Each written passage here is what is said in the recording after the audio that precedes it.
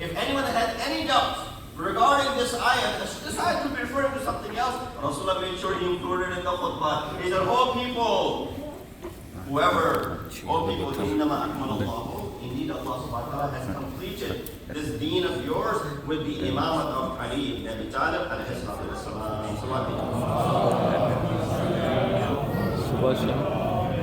And not just him, those of my children who will take this position until the day of judgment. When deeds are presented before Allah, mighty and majestic, they are the ones whose deeds become vain and fruitless, and they shall be in the hellfire forever, those who deny this maqam of Ahl-e-Bait. And then part number 5, referring to the aims of the hypocrites. He said, well, this is not going to be easy.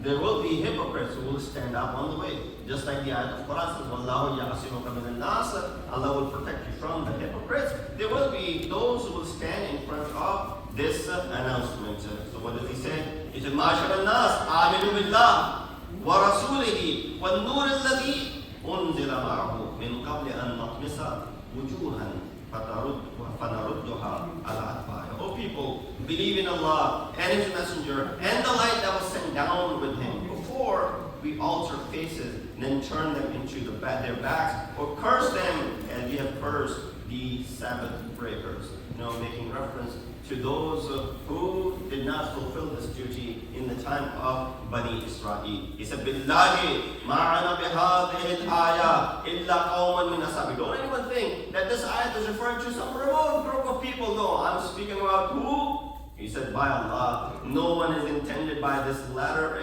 this verse, except a certain group of my companions, whom I know by their names and by their lineage, yet I have not ordered to ignore them. He said, look, this is something that will face a lot of backlash. You will face a lot of backlash, but there will be a group of people from my asab. This is all part of the khutbah, by the way. As I said in the beginning of my speech, that while this khutbah is the most important aspect of this khutbah is Man kuntu mawla fa'aliyun mawla. But the other things that Rasulullah has mentioned in between or in the beginning or towards the end of this khutbah, which is sometimes neglected and we don't focus upon it, these are the things that Rasulullah is mentioning. Number 6, part number 6 of this khutbah, 10-part khutbah, he said, adherent of Ahl-e-Bait and their enemies. Ma'ashara nas. Rasulullah then again establishes his maqam. He said, Ana siratul mustaqim. I am the sirat, the right path, which is mustaqim. Alladhi amarakum bi-ittiba'ihi. That which you have been ordered to go ahead and follow. Thumma aliyin min ba'di. Then you have to follow Ali after me. Thumma wulti min sulbihi. A'immatul Huda. Then you follow the A'imma from the Sulh of Ali. Yahduna ila al-haqqi wa bihi yahdilun. They will guide you to the truth and turn to them. This is where we understand how Rasulullah is making sure that nobody has any ambiguity, any doubt when it comes to the announcement that who should be the ruler after me, who should be the successor after me, who should be the leader after me. Yet we see that how much these words of Rasulullah was mixed and removed or altered or changed or taken in a different connotation. Yet some people still have doubts about the wilayat of Ahl-e-Bait. Not only that, you think Rasulullah only speak about Ahl-e-Bait? No, in fact, in this very khutbah, Rasulullah did not just speak about Ahl-e-Bait, the first of the Ahl-e-Bait. He did not neglect to mention the last of the Imams. Imam of our time, Imam Mahdi Ajjalallahu Ta'ala. So in part number 7 of this khutbah, he said, Ala inna khatam al-a'imma. Rasulullah is khatam al-anbiya. Right? He is khatam al-anbiya.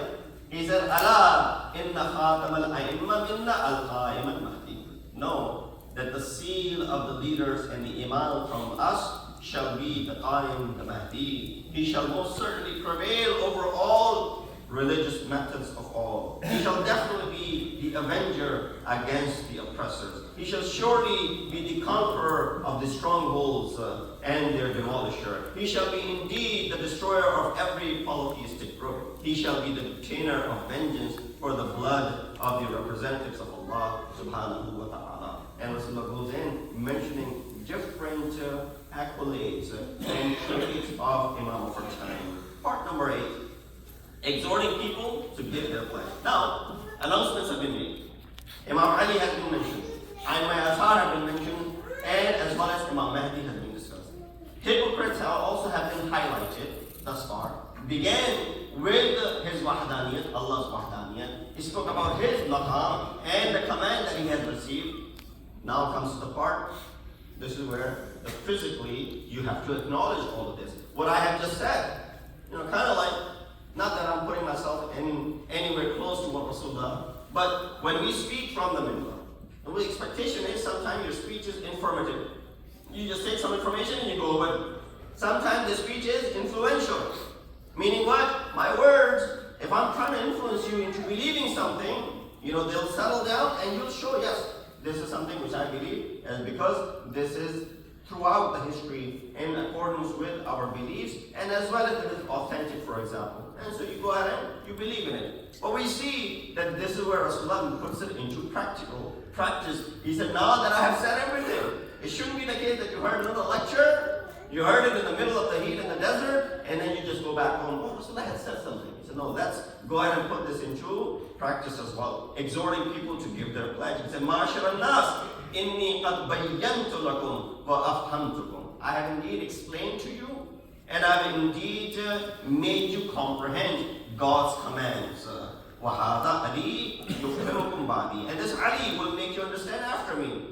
And then he says toward the end, notice that the end of my sermon, so as I will say at the end of my sermon, when I finish this khutbah, I'll sit down, you'll send 3 salawat, then I'll stand up, then I'll relay another khutbah, and then we'll proceed to salah.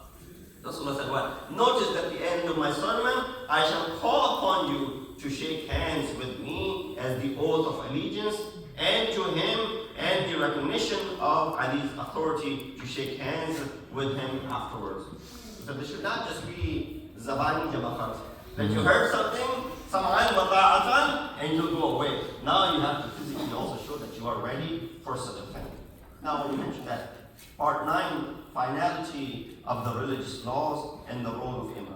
In this part, Rasulullah speaks about variety of things. Again, this is a very lengthy discussion in this 9th section of khutbah. He talks about Hajj, he talks about Umrah. He said they are sha'air of Allah. Inna al-Hajja wal-Umrata min sha'air Allah. فَمَنْ حَجَّ الْبَيْتَ أَوْ اِعْتَمَرَ فَلَا جُنَاحَ عَلَيْهِ. Quotes the ayat of the Quran. He said, Hajjul Bayt. Oh people, Hujjul Bayt. Make sure that you do not abandon the pilgrimage of the house.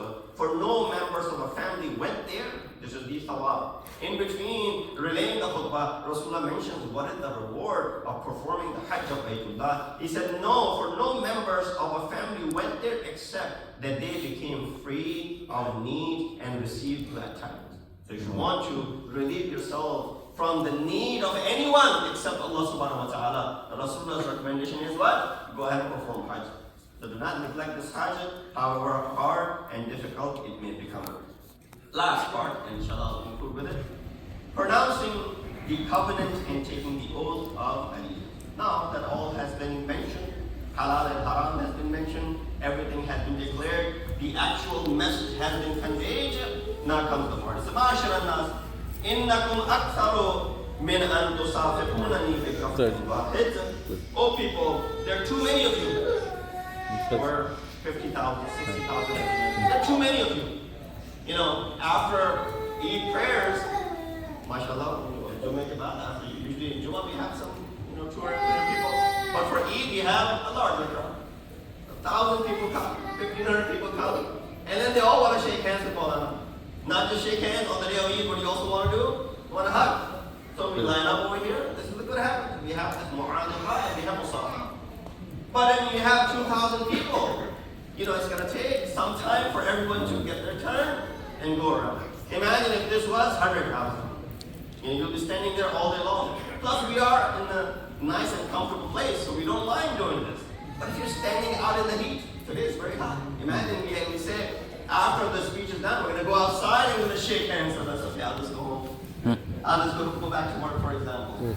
This is in the middle of that heat. Now everybody's coming. So Rasulullah gives a practical example. He said, I don't want you to be suffering and going around as if it's you're suffering standing in this heat. He said, well people, there are too many of you. shake my hand at the same time. And Allah the Almighty and Majestic commanded me to take verbal recognition from you regarding what I finalized on behalf of Allah about Ali, the commander of the believers, and about the Imams from me and him who shall succeed him, based on what I informed you regarding Ali and his offspring. فَقُولُوا بِأَجْمَعِكُمْ. All of you say this. And I'm saying all of you say this as well. Pronounce this in one voice. Inna sami'una muti'una razuna munkaduna lima balagta an rabbika fi amri imamina aliyyin amiril mu'minin wa man wulida min sulbihi min al-a'imma.